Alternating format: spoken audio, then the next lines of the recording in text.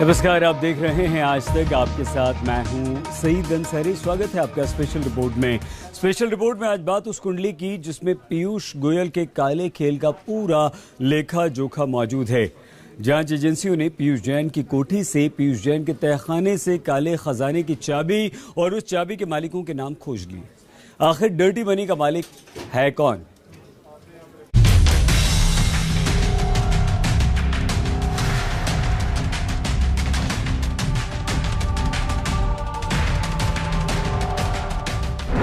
आधी रात पीयूष जैन के घर क्या हुआ?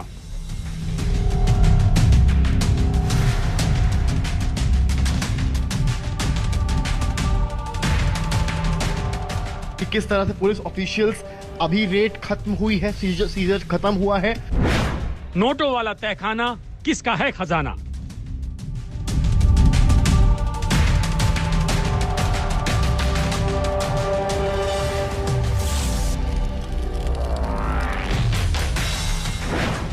कैमरे पर पीयूष का परिवार क्या बोला?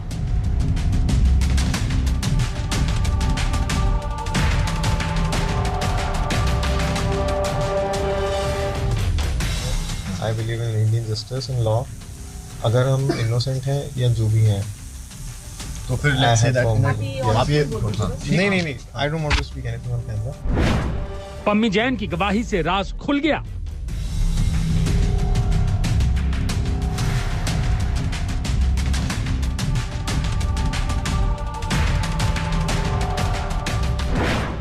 किसका फाइनेंसर है धन कुबेर पीयूष जैन?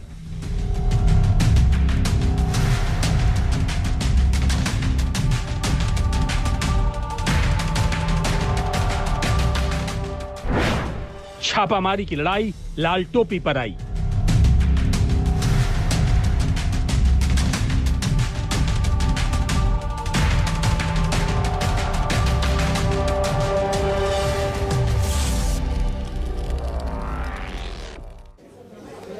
पीयूष जैन की खबर पर हम आएंगे, विस्तार से जानकारी देंगे। लेकिन इस वक्त एक बड़ी खबर आ रही है दिल्ली से। दिल्ली में कोरोना विस्फोट हुआ है।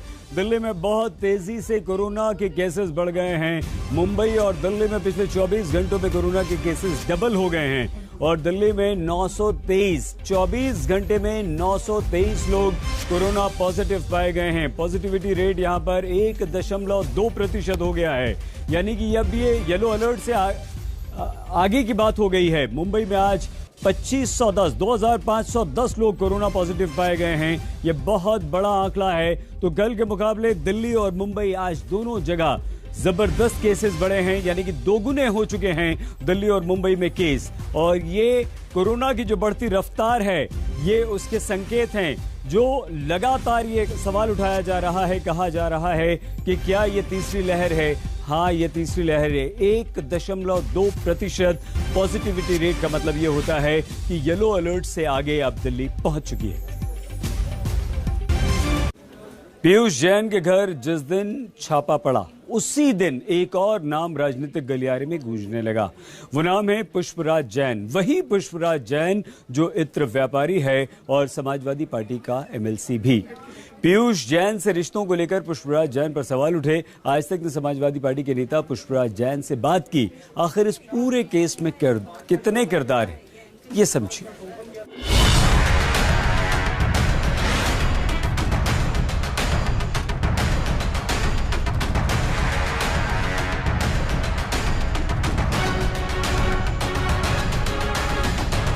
किरदार नंबर 1 नाम पीयूष जैन। किरदार नंबर 2 नाम प्रवीण जैन। किरदार नंबर 3 पुष्पराज जैन।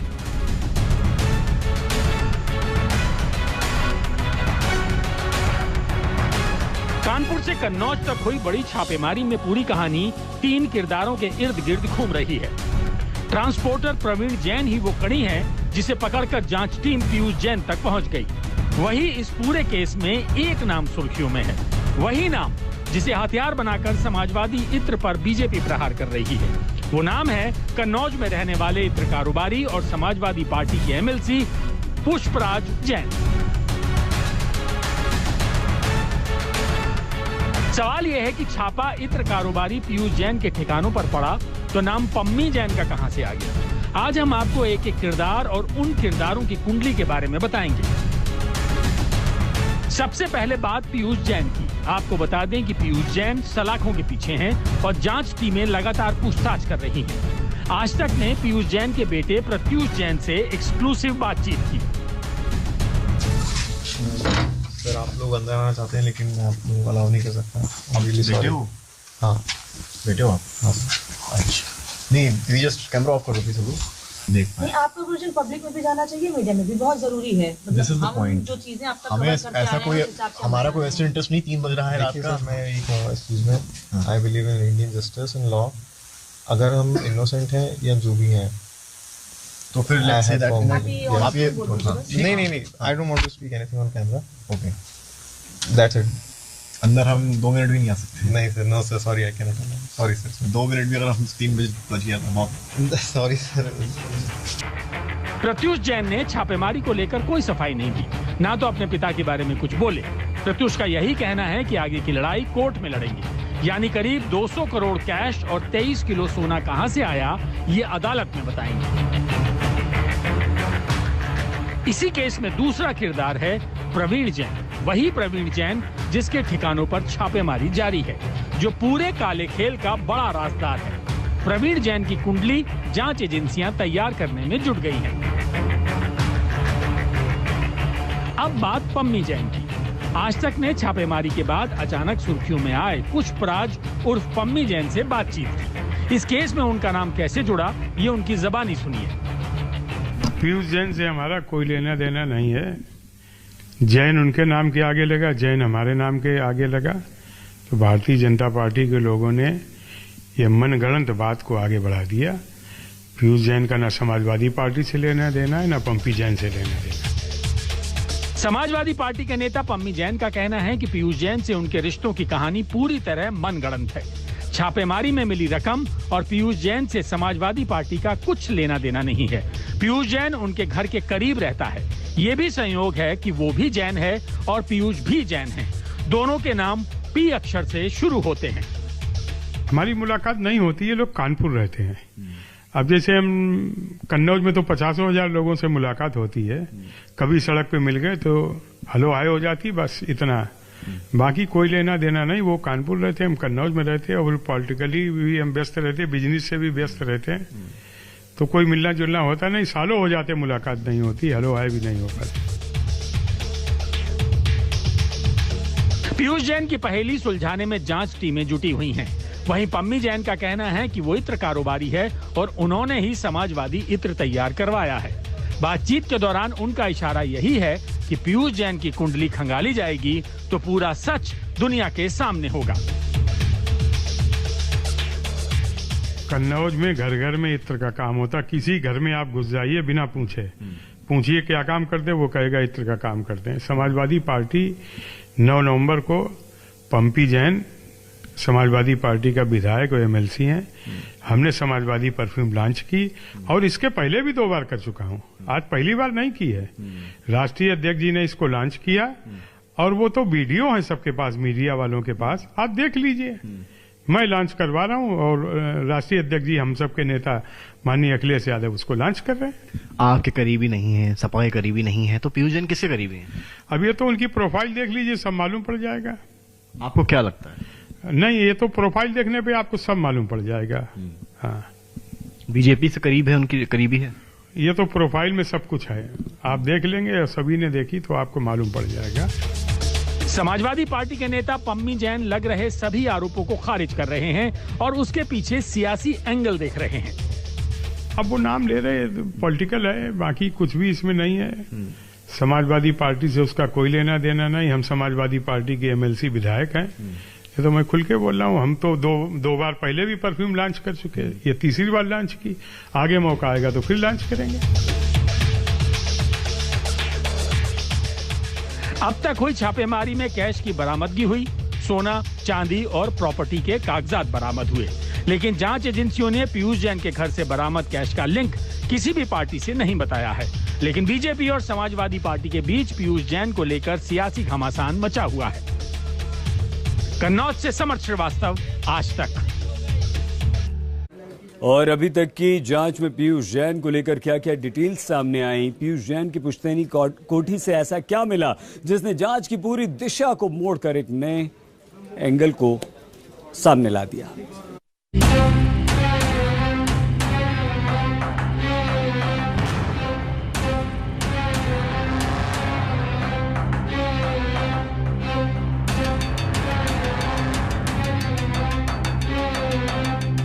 ये पीयूष जैन के घर के अंदर बना खुफिया तहखाना है, वही तहखाना जहां से काली कमाई का सबसे बड़ा खजाना मिला। आप देख सकते हैं कैसे बेडरूम में एक दरवाजा बना हुआ था, इसी दरवाजे के पीछे नोटों का तहखाना है। दरवाजे के दाईं तरफ नीचे की तरफ एक सीढ़ी जाती है, यही सीढ़ी उस तहखाने तक पहुंचती है जहां पर पीयूष जैन ने अपनी काली कमाई को ठिकाने लगा रखा था। लेकिन छापेमारी के दौरान जांच टीम को यह तहखाना मिल गया।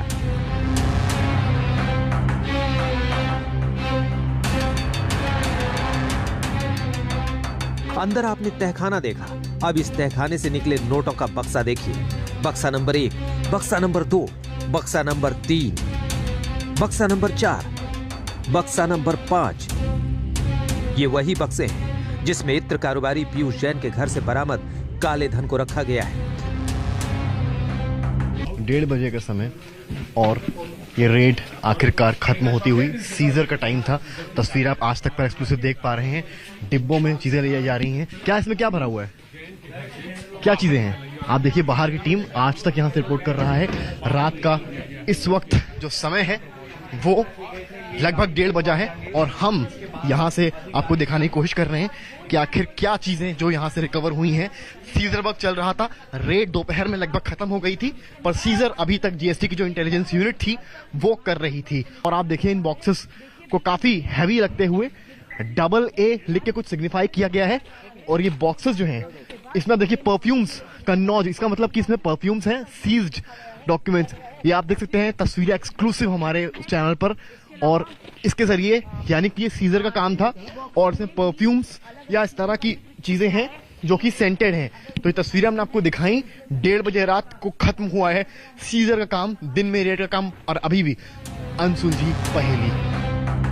5 दिन चली रेड की कार्रवाई में 19 करोड़ कैश पीयूष जैन के पुश्तैनी घर से मिला है। जांच एजेंसियों को कैश के साथ साथ घर से 23 किलो सोना मिला है। आखिर विदेशी मुहर वाले सोने के बिस्कुट पीयूष जैन के पास कहां से आए? जो गोल्ड कानपुर में मिला था वो कानपुर का अलग से है। यहाँ को हमको 19 करोड़ गोल्ड मिला, 19 करोड़ कैश मिला है जो हमने SBI में डिपॉजिट कर दिया। गोल्ड हिसाब से अब तक की सबसे बड़ी रिकवरी है। हाँ, एज पर जैसे भी हमारे हायर ऑफिसर ने बोला है ये बिगेस्ट कैश रिकवरी। रेड में शामिल रहे अफसर भी मानते हैं कि छापेमारी बड़ी कामयाबी है। सवाल ये है कि आखिर 5 दिन छापेमारी में क्यों लग गए? इसका जवाब रेड की कार्रवाई के गवाह ने दिया। मुश्किल था, साइन तो विटनेस के तौर पे बनाए हम लोगों ने। सर कैश ढूंढना कितना मुश्किल था? आसानी से मिल रहा था कि बड़ी कोशिश? नहीं, बहुत कोशिश से उन लोगों ने ढूंढा। मदद की उन लोगों ने कि जो अंदर परिवार के लोग थे, कुछ बताया कहाँ पर क्या है?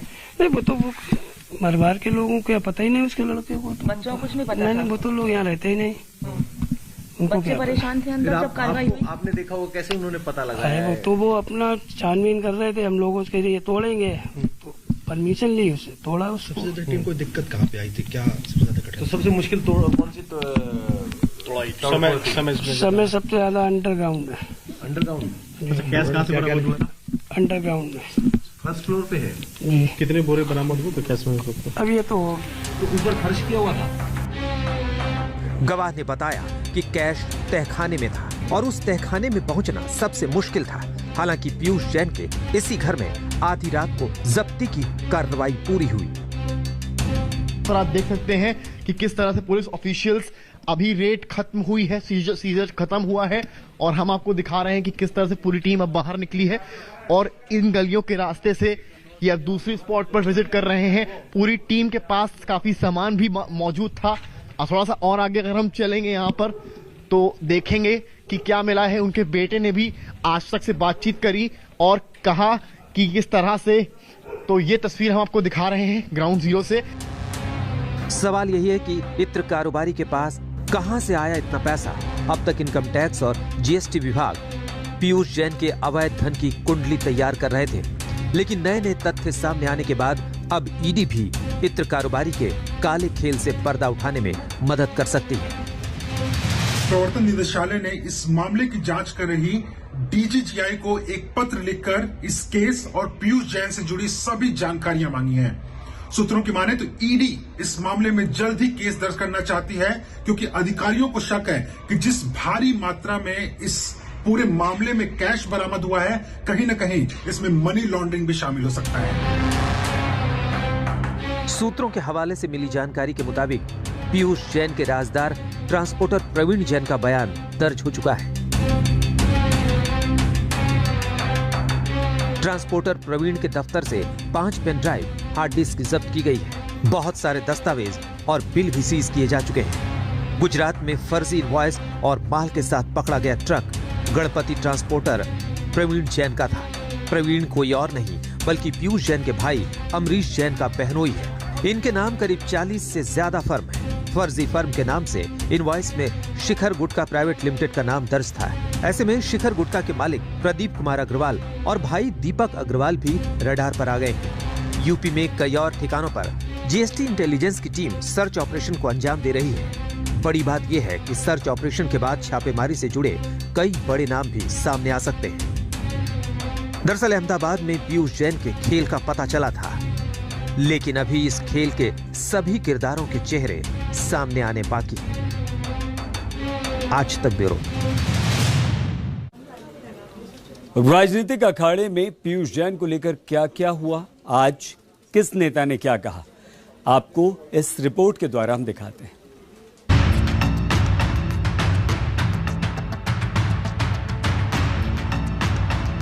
जो बक्से भर भर के नोट मिली है, नोट, उसके बाद भी ये लोग यही कहेंगे कि ये भी हमने ही किया है।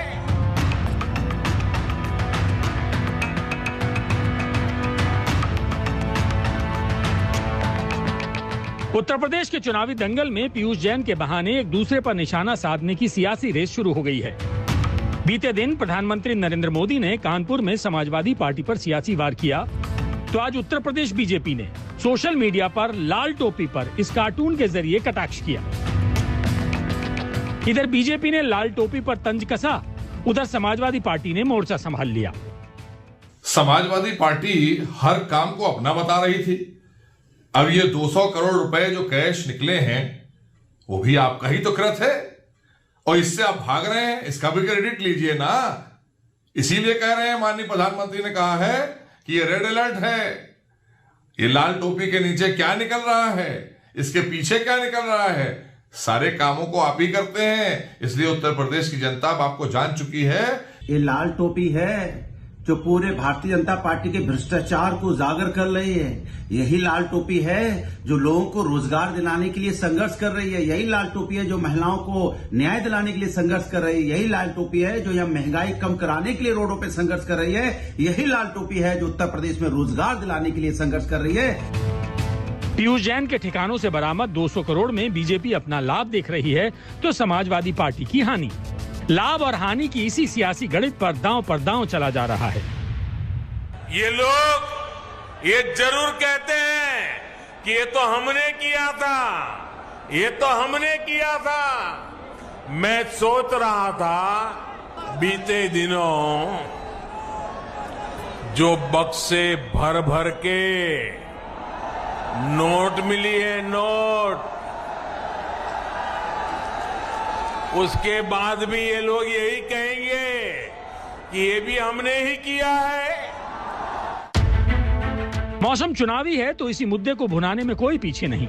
बीजेपी के साथी छापेमारी पर ताली बजा रहे हैं, तो विपक्ष पूछ रहा है कि यहाँ दाल में कुछ काला नहीं, बल्कि छापेमारी की पूरी दाल ही काली है।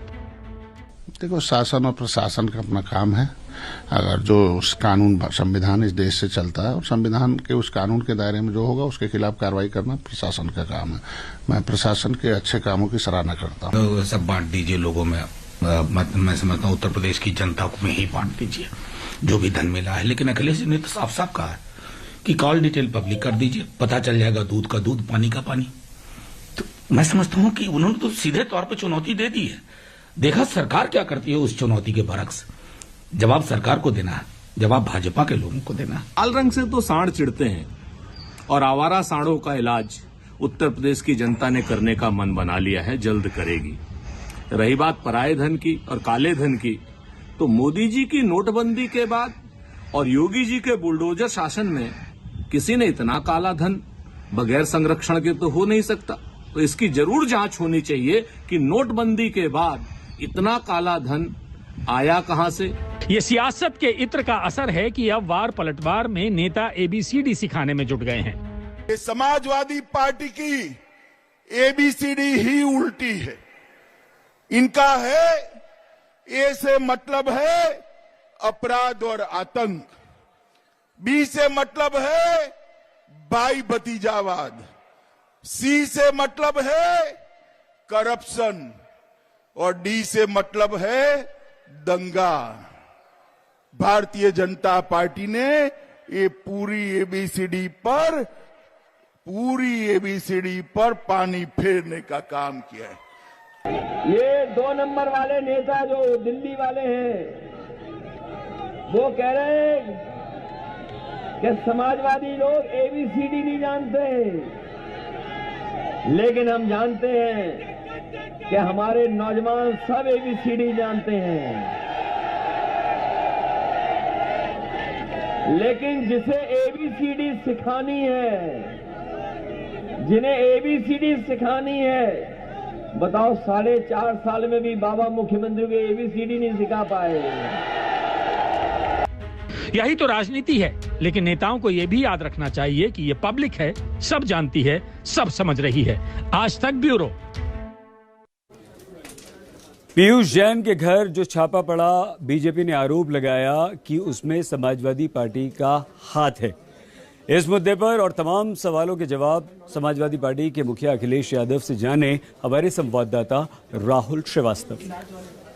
इन रेट्स का असर यह भी पड़ता है कि जो लोकल बिजनेसमैन, लोकल कैंडिडेट्स को, विपक्ष के लोगों को फंडिंग करते हैं या उनके झंडे, पत्री, बैनर करते हैं, उस पर असर पड़ जाता है उनकी फंडिंग में, और ये इशारा हो जाता है कि सिर्फ बीजेपी को फंड दिया जाए। देखिए, भारतीय जनता पार्टी के बारे में उत्तर प्रदेश की जनता जानती है कि इनसे ज्यादा पैसा चुनाव में कोई नहीं लुटा सकता। इनके विज्ञापन देखिए आप, इनके विज्ञापन करोड़ों के हैं, इनके बजट हजारों करोड़ के हैं। ये विज्ञापन से चलते हैं, इवेंट से चलते हैं, तो इनको कोई नहीं रोकेगा। इनके खिलाफ कौन जांच करेगा? अगर हम भी शिकायत करते तो शायद नहीं मानेंगे। इसीलिए दूसरे पॉलिटिकल पार्टीज के ऊपर छापा मार रहे हैं, कि दबाव बना रहे हैं, डर के राजनीति कर रहे हैं कि अगर आपने फंडिंग की तो हो सकता है आपके यहाँ भी छापा पड़े।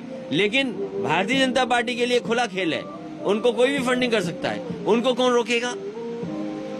अभी जो रेड्स हुए हैं उसमें आपका क्या कहना है कि जो पीयूष जैन जी पे रेड हुई और कहा जा रहा है कि समाजवादी पार्टी डर रही है उस रेड के कारण? देखिए, ये कहीं न कहीं डिजिटल इंडिया का वो है जिसने समाजवादी इत्र बनाया था, उसका नाम पुष्पराज जैन है, और जिसके यहाँ छापा पड़ा है वो पीयूष जैन है।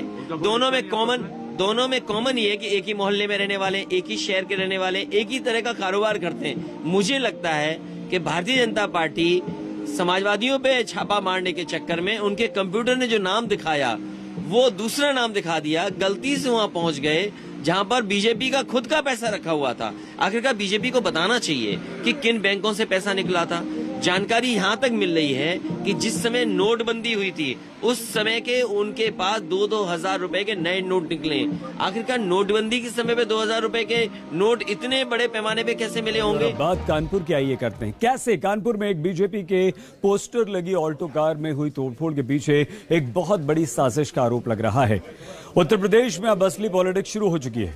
इस बार सीधी टक्कर बीजेपी और अखिलेश यादव के बीच बताई जा रही है, और इसीलिए उत्तर प्रदेश में मोर्चा संभाल लिया है खुद प्रधानमंत्री नरेंद्र मोदी ने। कानपुर में मंगलवार को नरेंद्र मोदी ने मेट्रो का उद्घाटन किया, लेकिन अब बीजेपी मोदी के कार्यक्रम में दंगा भड़काने की कोशिश के आरोप समाजवादी पार्टी पर लग रही है। आरोप अखिलेश की समाजवादी पार्टी के कार्यकर्ताओं पर। देखिए,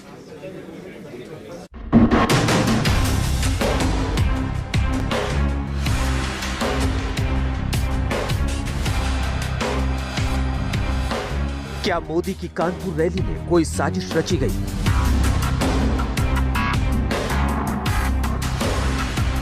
क्या रैली से पहले कानपुर में दंगा भड़काने की प्लानिंग थी?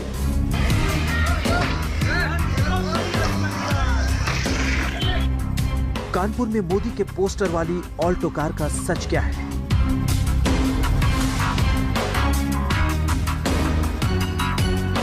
बीजेपी के पोस्टर वाली ऑल्टो कार में तोड़फोड़ आखिर किसने की?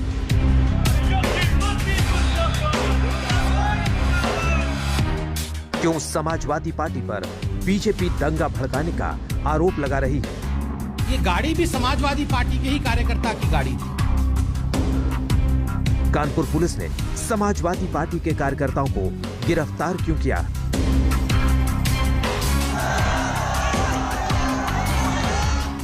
कानपुर मेट्रो में मोदी सड़क पर ऑल्टो गाड़ी में तोड़फोड़ क्यों?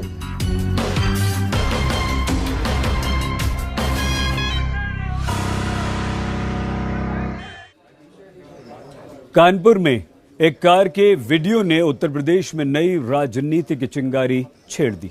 एक वीडियो सोशल मीडिया पर जबरदस्त वायरल हुआ। इस वीडियो में मोदी और योगी के कानपुर दौरे का विरोध किया जा रहा है। समाजवादी पार्टी के लोग लाल टोपी पहने कार पर पत्थर बरसा रहे हैं। मोदी योगी के विरुद्ध नारे लगा रहे हैं। इस वीडियो को समाजवादी पार्टी की एक साजिश बताया जा रहा है। बीजेपी तो साफ कह रही है कि समाजवादी पार्टी के कार्यकर्ता नरेंद्र मोदी की रैली में दंगा भड़काने का एक प्लान बनाकर आए थे।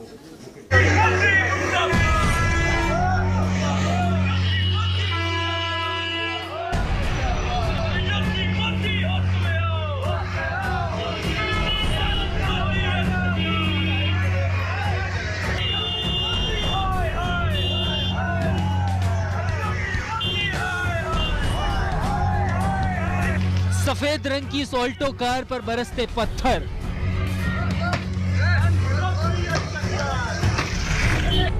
मोदी के पोस्टर और बीजेपी के कमल वाले झंडे की कार पर लाल टोपी वालों का फूटता गुस्सा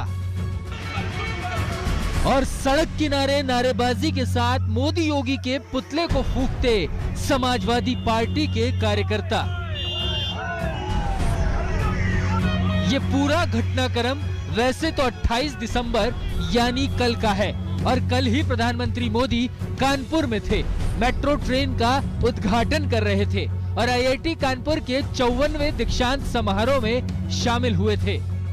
लेकिन इस वीडियो पर सियासत की चिंगारी आज भड़की है। बीजेपी के पोस्टर वाली कार पर भड़कता समाजवादी पार्टी के कार्यकर्ताओं का ये आक्रोश सोशल मीडिया पर वायरल हो रहा है।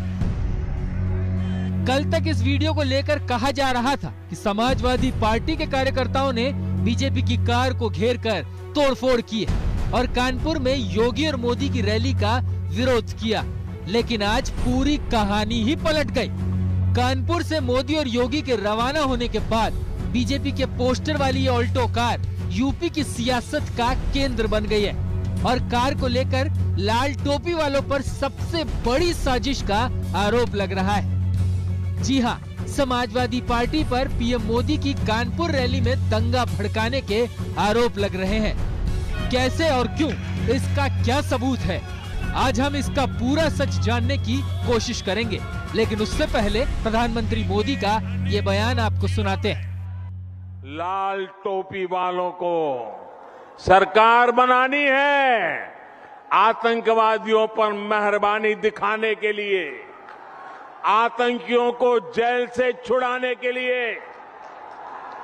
और इसलिए याद रखिए, लाल टोपी वाले यूपी के लिए रेड अलर्ट है, रेड अलर्ट। गोरखपुर की रैली में मोदी ने लाल टोपी वालों को यूपी के लिए रेड अलर्ट बताया और अब कानपुर में उन पर दंगा भड़काने के आरोप लग रहे हैं। कल जब बीजेपी और मोदी के पोस्टर वाली ऑल्टो कार पर लाल टोपी वाले पत्थर बरसा रहे थे, तब कानपुर पुलिस आसपास भी नहीं फटकी थी और आज बीजेपी के राष्ट्रीय प्रवक्ता संबित पात्रा ने बकायदा प्रेस कॉन्फ्रेंस करके इसे पीएम मोदी की रैली में दंगा भड़काने की साजिश बताया। समाजवादी पार्टी किस प्रकार से उस रैली में एक तरह से उस रैली को खत्म करने की साजिश, उस रैली में दंगा भड़काने की कोशिश, शहर में दंगा भड़काने की कोशिश कर रही थी ताकि प्रधानमंत्री नरेंद्र मोदी जी की रैली पे उसका असर पड़े। ये पूरा घटनाक्रम कानपुर के नौबस्ता सब्जी मंडी रोड पर हुआ, लेकिन इस सफेद रंग की ऑल्टो कार को लेकर जो सबसे बड़ा खुलासा कहें या आरोप कहें वो ये है कि ये बीजेपी की गाड़ी नहीं है और साजिश के तहत इस पर कमल वाला झंडा और मोदी का पोस्टर लगाया गया था। कहा यह भी जा रहा है कि जिसके नाम पर ये गाड़ी है वो समाजवादी पार्टी का कार्यकर्ता अंकुर पटेल है। दरअसल ये जो गाड़ी थी ये भारतीय जनता पार्टी के किसी कार्यकर्ता की गाड़ी नहीं थी। ये गाड़ी भी समाजवादी पार्टी के ही कार्यकर्ता की गाड़ी थी। ये गाड़ी समाजवादी पार्टी के छात्र सभा के दूसरे नेता जिनका नाम अंकुर पटेल है, ये उनकी गाड़ी थी और इस गाड़ी को कामोफ्लाज किया गया था। इस गाड़ी को इस प्रकार से सजाया गया था मानो ये भारतीय जनता पार्टी की गाड़ी है और इस गाड़ी को तोड़ा गया, आगजनी की कोशिश की गई, इसको चकनाचूर कर दिया गया और इस वीडियो को शूट करके रैली के स्थान के पास इस प्रकार से हम हुड़दंग मचा रहे हैं, इस संदेश को सोशल मीडिया के माध्यम से भेजा गया। अब आपको सुनाते हैं कि समाजवादी पार्टी का इन आरोपों पर क्या कहना है। क्या वाकई ये समाजवादी पार्टी के कार्यकर्ता की कार थी और इसे किसी बड़ी साजिश के तहत तोड़ा फोड़ा गया? समाजवादी वो नहीं हो सकता जो कानून को हाथ में लेता है और इस तरह का जो कानून हाथ में लेता है वो समाजवादी परिवार में नहीं रह सकता। ये लोग कौन है फिर? उसमें समाजवादी परिवार में उसकी कोई जगह नहीं है। जिस अंकुर पटेल का नाम बता रहे हो समाजवादी का भी पदाधिकारी नहीं है। अगर होता भी तो भी उससे पार्टी में रहने की जगह नहीं मिलती। कानपुर पुलिस ने समाजवादी पार्टी के 4 कार्यकर्ताओं को गिरफ्तार किया है। उनके नाम हैं सुकांत शर्मा, मुलायम सिंह यूथ ब्रिगेड का जिला प्रवक्ता, सचिन केशवानी सपा छात्र सभा का राष्ट्रीय सचिव, अभिषेक रावत यूथ ब्रिगेड का नगर सचिव, निकेश कुमार। हमने गाड़ी जिस गाड़ी को तोड़ा गया था उसे हमने बरामद कर लिया है और साथ में हमने घटना से जुड़े हुए 4 लोगों को अब तक गिरफ्तार किया है। इनकी गिरफ्तारी लखनऊ से हुई है। ये हैं सुकांत शर्मा और दूसरे हैं सचिन केशरवानी, तीसरे हैं अभिषेक रावत और चौथे हैं निकेश कुमार। इन चारों की गिरफ्तारी लखनऊ से की गई है। बाकी अन्य 4 लोग हैं जिनकी गिरफ्तारी के लिए प्रयास जारी है। अब सवाल ये है, क्या वाकई समाजवादी पार्टी के कार्यकर्ताओं ने मोदी के कार्यक्रम में रंग में भंग मिलाने की साजिश रची? क्या वाकई मोदी की रैली के दौरान कानपुर शहर में दंगा भड़काने की कोशिश की गई थी? अभी पुलिस ने सिर्फ इतना ही बताया है कि गाड़ी को बरामद कर लिया गया है और समाजवादी पार्टी के कार्यकर्ताओं को गिरफ्तार किया गया है। 4 और लोगों की गिरफ्तारी की कोशिश हो रही है। पुलिस ने इससे ज्यादा कुछ नहीं बताया। सवाल ये है कि जो संबित पात्रा ने आरोप लगाए हैं वो क्या सभी सही है? कानपुर से रंजय सिंह के साथ आज तक ब्यूरो। प्रधानमंत्री नरेंद्र मोदी की रैली में तोड़फोड़ के 5 आरोपियों को समाजवादी पार्टी ने पार्टी से निकाल दिया। कानपुर में बीजेपी अखिलेश की पार्टी को घेर रही है तो महाराष्ट्र के मालेगांव ब्लास्ट केस में भी एक बड़ा धमाका हुआ, जहां मालेगांव ब्लास्ट का गवाह नंबर 15 पलट गया और इसने सबसे सनसनीखेज आरोप यह लगा दिया कि उस पर उत्तर प्रदेश के मुख्यमंत्री योगी आदित्यनाथ और आरएसएस के नेता इंद्रेश कुमार समेत 5 आरएसएस नेताओं का नाम मालेगांव ब्लास्ट में घसीटने का दबाव बनाया गया।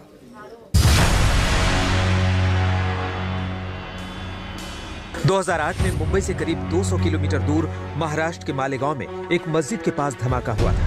इस धमाके में 6 लोगों की जान चली गई और 100 से ज्यादा लोग बुरी तरह जख्मी हो गए। जब जांच हुई तो सामने आया ये धमाका मस्जिद के पास प्लांट की गई मोटरसाइकिल में हुआ था। मालेगांव ब्लास्ट में जिन लोगों को आरोपी बनाया गया अब उनके नाम भी सुन लीजिए। साध्वी प्रज्ञा ठाकुर, जो अब भोपाल से बीजेपी की सांसद है, लेफ्टिनेंट कर्नल पुरोहित, सुधाकर द्विवेदी, रिटायर्ड मेजर रमेश उपाध्याय, अजय रहीकर, सुधाकर चतुर्वेदी और समीर कुलकर्णी जमानत पर जेल से बाहर है। मालेगांव ब्लास्ट से ही हिंदू आतंकवाद का सियासी शब्द निकला, लेकिन 13 साल बाद मालेगांव ब्लास्ट की चिंगारी फिर भड़की है। हम आपको बता दें कि मालेगांव ब्लास्ट के एक गवाह ने ये आरोप लगाकर सनसनी फैला दी है कि महाराष्ट्र एटीएस ने उस पर योगी और आरएसएस के नेताओं का नाम घसीटने का दबाव बनाया, जिसमें यूपी के सीएम योगी आदित्यनाथ और आरएसएस के नेता इंद्रेश कुमार समेत 5 आरएसएस नेताओं का नाम लेने को मजबूर किया गया। मुझे केवल अपना नाम पता पूछा गया और मुझे 7 दिन के ऊपर इलीगल कस्टडी में रखा गया। मेरे साथ आरोपी जैसा बर्ताव किया। मेरे परिवार वालों को भी प्रताड़ित किया गया, अपमानित किया गया, बार बार धमकाया गया और केवल वो एक ही मांग कर रहे थे कि जब तक आप 5 आरएसएस लोगों के नाम नहीं बोलते हो तब तक हम आपको नहीं छोड़ेंगे। बाकी आरोपियों के साथ जैसा सलूक किया है उससे बुरा सलूक आपके साथ करेंगे। जो 5 नाम उसने बताए वो प्रमुखता से स्वामी असीमानंद महाराज, योगी आदित्यनाथ जी, इंद्रेश कुमार जी, देवधर और काका जी, ऐसे नाम एविडेंस के ऊपर कल माननीय न्यायालय ने रिकॉर्ड किए। मालेगांव ब्लास्ट का 15वां गवाह जैसे ही पलटा और उसने सीधे तौर पर उस वक्त एटीएस के एडिशनल कमिश्नर रहे परमबीर सिंह पर गंभीर आरोप लगाए तो सियासत में भी फिर से खलबली मच गई। सबसे पहले योगी आदित्यनाथ ने कांग्रेस पर अटैक किया। आतंकवादियों को प्रेरित और पोषित करने वाली ये कांग्रेस देश के साथ कैसे खिलवाड़ कर रही है, ये किसी से छुपा हुआ नहीं है। पहले जब सत्ता में थे तब उन आतंकियों को प्रेरित और प्रोत्साहित करते थे और हिंदू संगठनों पर झूठे मुकदमे दर्ज करते थे, और आज जब सत्ता के बाहर हैं तो हर उस कार्य का विरोध करते हैं जो कार्य जनता के हित के लिए हो। 2008 में यूपीए की सरकार थी। गवाह के पलटने से मालेगांव ब्लास्ट के आरोपी राहत की सांस ले रहे हैं और कांग्रेस पर हावी हो रहे हैं। आरएसएस नेता इंद्रेश कुमार ने भी कांग्रेस पर चढ़ाई कर दी। मनमोहन सिंह, सोनिया गांधी, दिग्विजय, सुशील शिंदे, राहुल आदि के नेतृत्व में जो यूपीए सरकार थी उन्होंने सोची समझी एक साजिश को जन्म दिया। भगवा जो श्रेष्ठतम है, सूर्य से है, संतों से है, बुद्ध से है, ऊर्जा से है, और हिंदू जो सबको स्वीकार करता है और सम्मान करता है उससे है, उसको आतंकवाद कहकर आरएसएस को, संतों को और देश प्रेमी देशभक्तों को फंसाने का एक गहरी साजिश रची। उस समय में भी वो साजिश नंगी हो रही थी, साजिश थी। दूसरी बहुत बड़ी हरकत ये की कि एजेंसियों को जोर जबरदस्ती मिसयूज करके और आरोपी बनाने की कोशिश की गई। अब हिंदू आतंकवाद जैसे शब्द को लेकर फिर से सियासत गर्म हो रही है और बीजेपी तूफान की तरह कांग्रेस पर बरस रही है। और आइए अब हम आपको दिखाते हैं कि उत्तर प्रदेश के अमेठी में कैसे एक दलित बेटी के साथ दरिंदगी के इंतहा पार कर दी गई। बच्ची को फर्श पर पटका गया, घसीटा गया, मारा गया। अब प्रियंका गांधी दलित बेटी के लिए योगी से इंसाफ मांग रही हैं।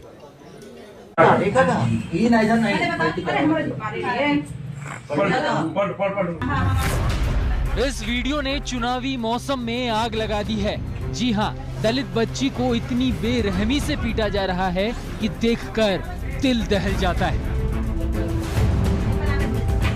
आप देख सकते हैं कैसे बच्ची फर्श पर तड़प रही है और दरिंदों के दिल में रहम नाम की कोई चीज नहीं है।